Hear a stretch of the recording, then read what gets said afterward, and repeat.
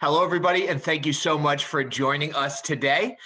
This is the spotlight on the pharmacy program, the Doctor of Pharmacy program here at Massachusetts College of Pharmacy and Health Sciences. My name is Thomas Egan, and I am one of the assistant directors of admission today, and I will be your host. Along with me are Dr. Ruckus from our pharmacy program and Camille Beniga.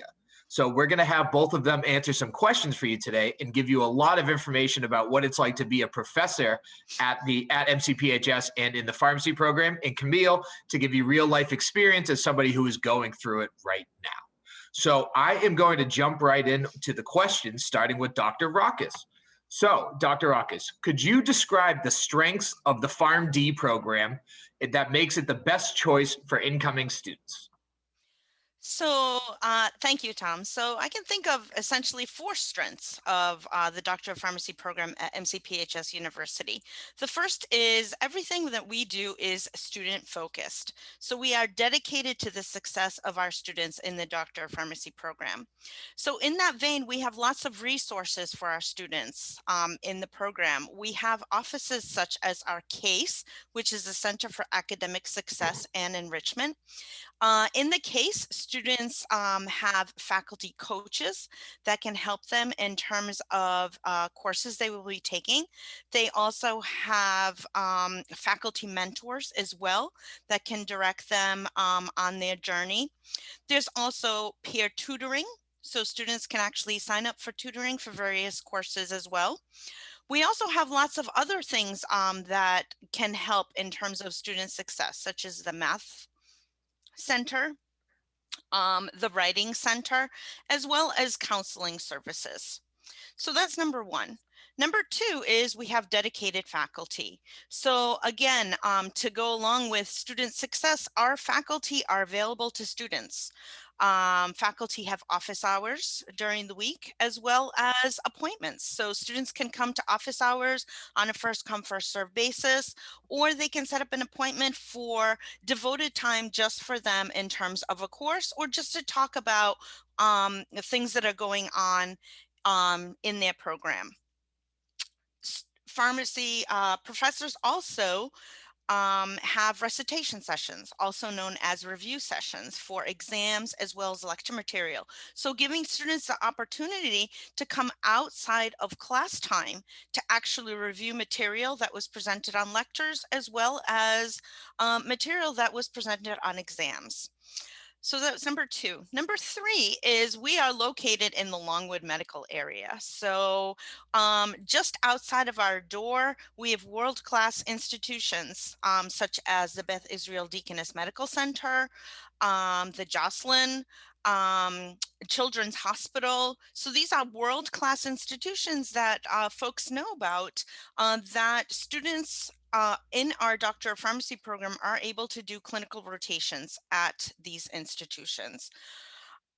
Lastly, we are health professions focused, meaning all of our programs are health professions focused. So students are here to earn a degree in health professions. Also, since we have lots of other health professions, not just the Doctor of Pharmacy program, this allows students collaboration with other health professionals as well.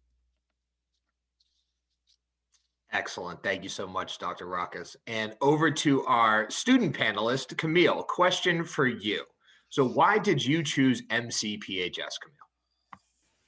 Sure. So, piggybacking off of Dr. Ruckus's third point of why MCPHS is so amazing, on top of their many other points, the location is really what drew me to MCPHS. I am a student from California, so imagine being a senior, telling your mother, "Hey, mom, I'm going to accept this college, invite to go to university all the way in Boston," and she's like, "Oh my gosh, you can't even cook for yourself. How are you going to live there?" And I told her, "Mom, it's in Boston. It is in the hub of, the medical field here in Mass." And so, again, just piggybacking off of all her points that she said before, the fact that MCPHS is located right on Longwood Medical Area, which is the medical center, the medical neighborhood here in Boston, is amazing.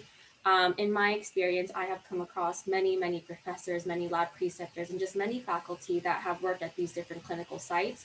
And so whatever they're teaching us students, they have actually done themselves at their clinical practices.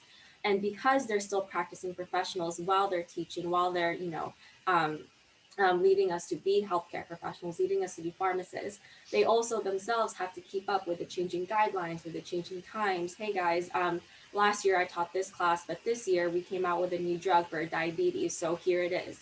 So that is something I find myself hard to do on my own, whereas, I can always rely on faculty and staff to be up to date with whatever is currently happening within healthcare. That is one of the biggest reasons why I decided to go to MCP. And to this day, again, I've had many experiences with reaching out to faculty, ask them for help of something I didn't know in the curriculum. They're always very accessible. I think that in our pharmacy program, we are a very tight knit family.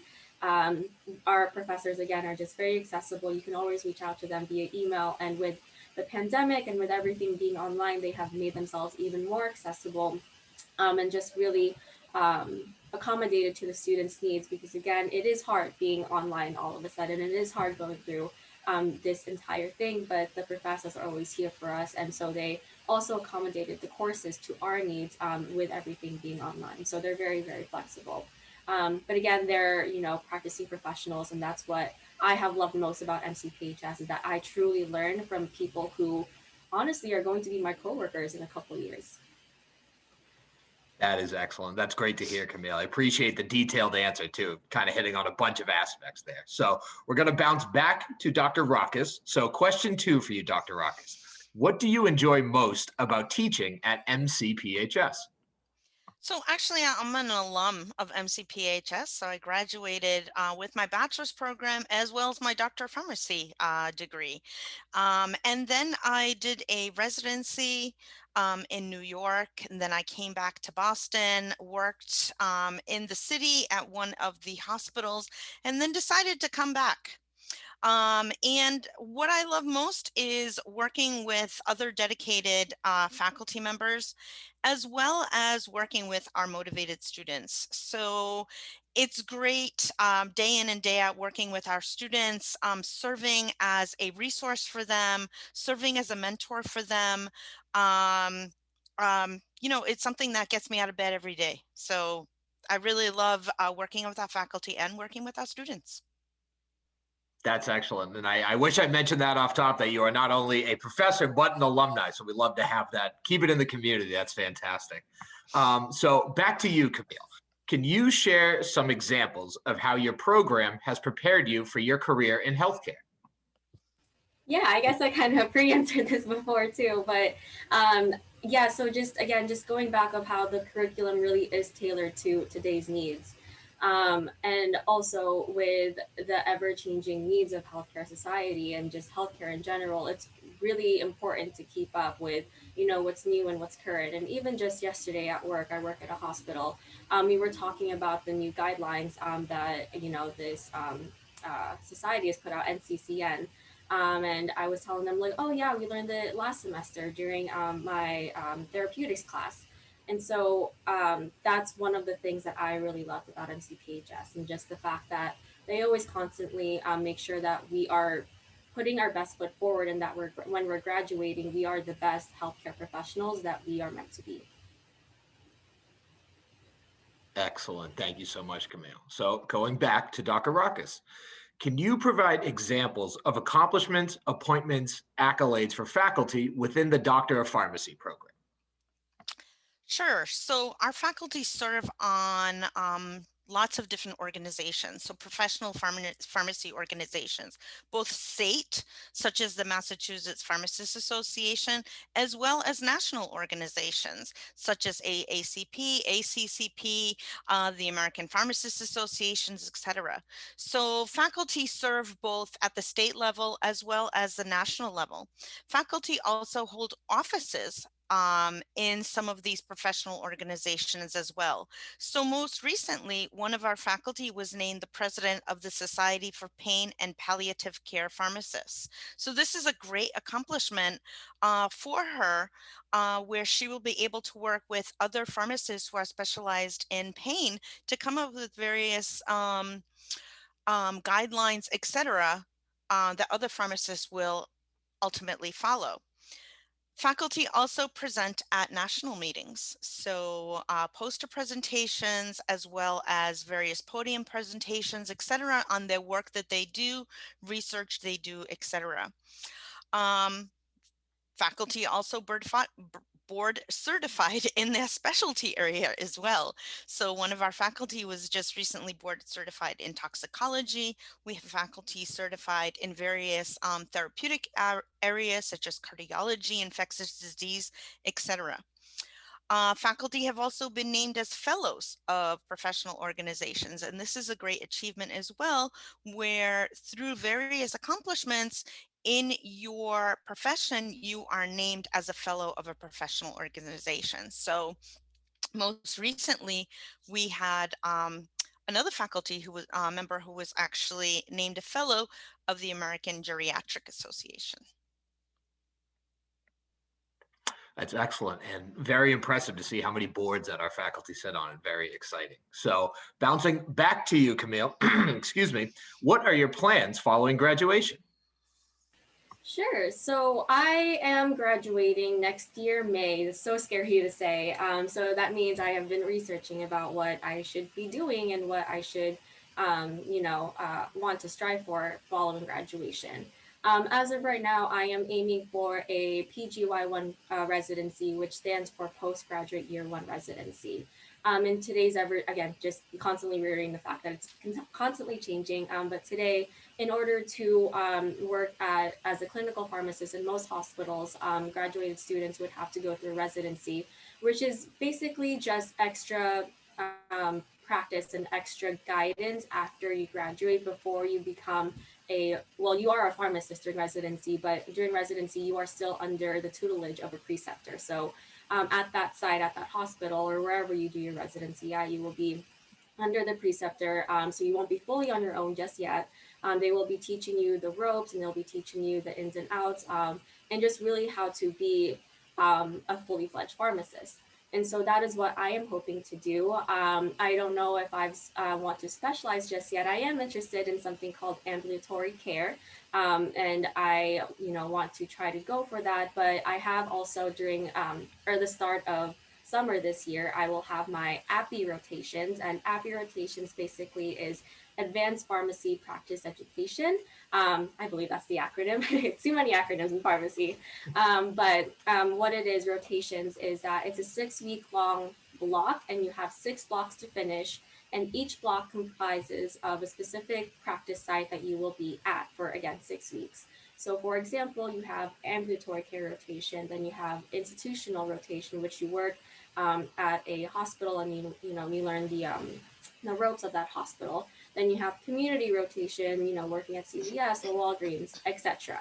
So I'm hoping that these APPY rotations this following year is going to help me streamline my thoughts, streamline my goals. But right now I am interested in residency. Well, that is excellent. A little scary, but mostly exciting. So scary, but it's great. It's amazing. It's exciting. It's going to be great, but that is awesome. So glad to hear all those plans and your goals there, Camille. So that's fantastic. All right, but back to Dr. Raucus. So are there any tracks or additional opportunities that students should consider? That's a great question. So the first one I can think of is our SURF program. So as Camille says, yes, we have lots of acronyms. And so SURF stands for the Summer Undergraduate Research Fellowship Program. So this is an opportunity for students to actually work with a faculty member to do research mainly during the summer. This is a great program. Students are accepted into this program. Again, they do research. Following the research, oftentimes they are able to present their research both at the university and sometimes at a national level as well. So this is a great opportunity for our pharmacy students. We also have our honors program. So our honors program is an extension of our Doctor of Pharmacy program for highly motivated students. And students after their first professional year in the spring can apply to this program. And in this program, they would be doing additional work on top of the normal Doctor of Pharmacy curriculum, such as participating in seminars, as well as doing research under a faculty member as well.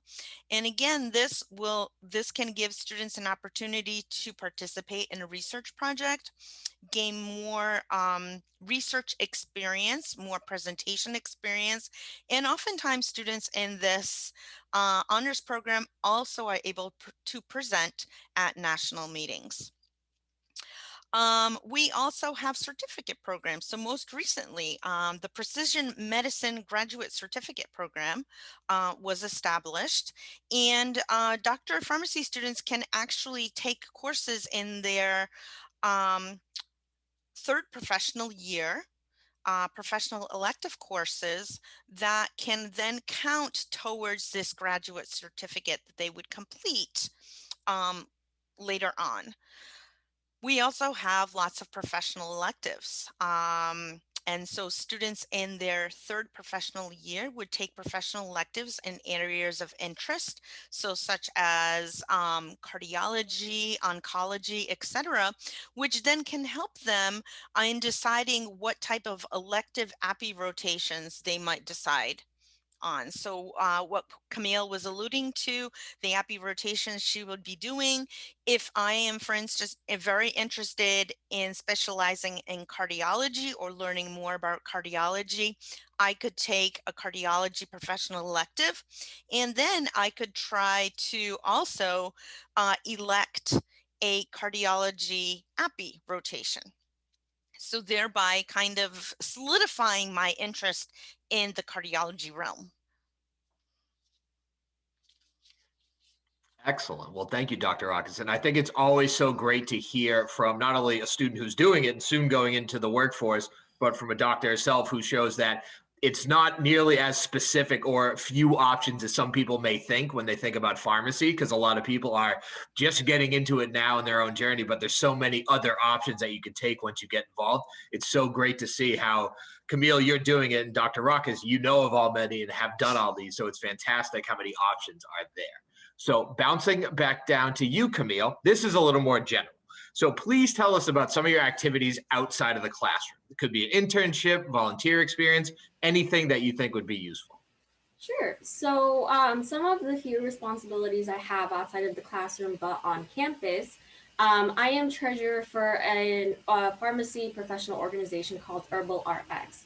And what's interesting about Herbal RX is that it is an organization that I was a founding member of, meaning that we just created this organization and it is the first time this organization has ever existed. Herbal RX, I created with my other pharmacy friends.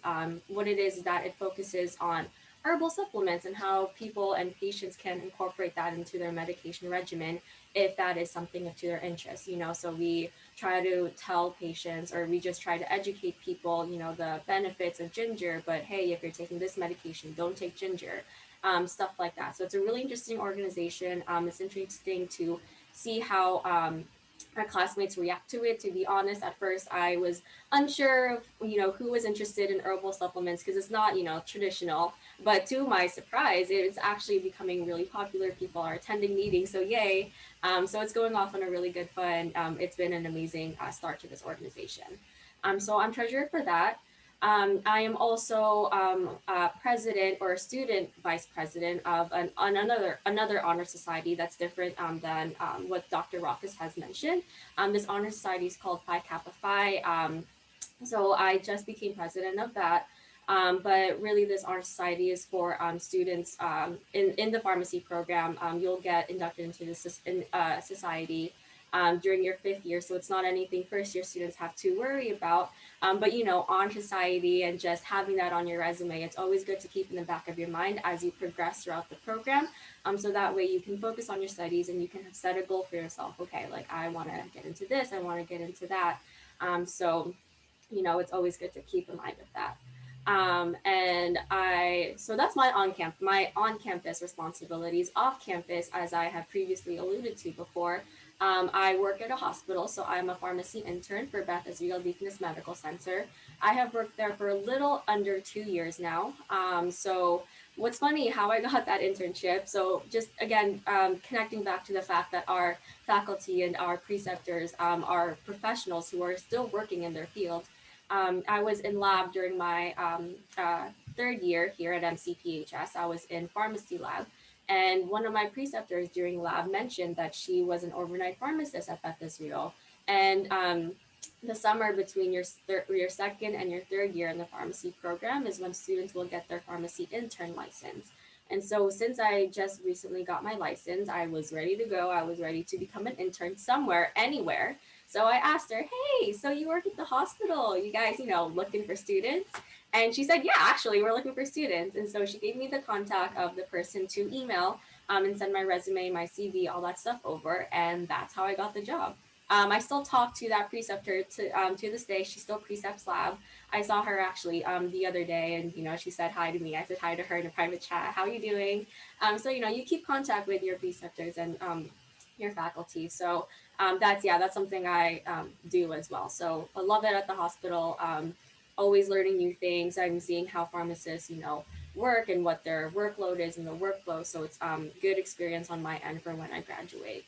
And lastly, this past summer, I also took it upon myself to volunteer with Red Cross. And so this past summer, when COVID numbers were high, extremely high, I volunteered as a blood screen donor, no, blood donor screener, blood donor screener, which some of the sites were here in Boston. I didn't do it every month, but I did it, um, twice, three times, I think, over the summer, depending on my schedule.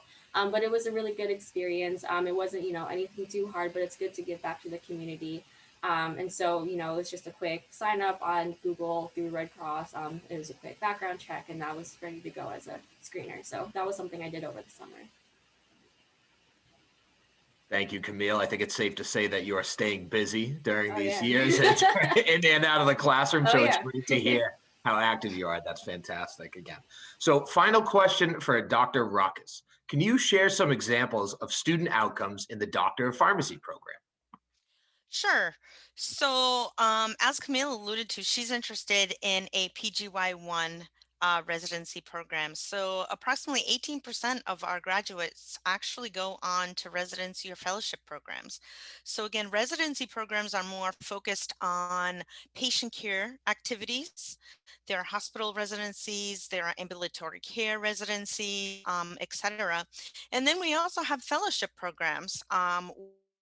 Work in various areas of the industry, um, which focus more on things like marketing, drug safety, etc. So these are things that students would do post graduation. Um, as I mentioned before, students do present at national meetings, and this is a great achievement for our students where they have an opportunity to present, for instance, some research that they may have done with a faculty member, or they present something else that they have been participating in it during their curriculum. So that's a great opportunity. Um, Students also have opportunities, and most recently, I can actually think of a number of students who were just recently published in a medical journal. So students work with faculty on different manuscripts and research, and then have that opportunity to participate in the writing of that manuscript and subsequent publication of that manuscript, which is a great achievement for students as well, to have that opportunity to work with someone and learn the ropes of how to work on scholarship, and then be able to go through the publication process. So that is a great achievement for our students as well. And something that Camille also talked about, that I just wanted to mention is, our students are really active in various things, various professional pharmacy organizations. So Camille talked about, I'm sorry, Herbal RX, right? So she talked about that, but we have lots of other professional organizations that students are very, very active in, and they participate in those organizations. They go to national meetings. They participate in things out in the community. We've had our the American Pharmacists Association student group receive awards for the various things that they have done in their community. So, you know, our students do lots and lots of great things, and we're really proud of them. Excellent. Thank you, Dr. Rockus. And excuse me, our final question for the panel today is going back to you, Camille. Is there any advice you can offer prospective students who are currently watching this presentation? Yes, and this is the one advice I had when I entered pharmacy school. Although right now as a student, I seem busy, I was not like this before.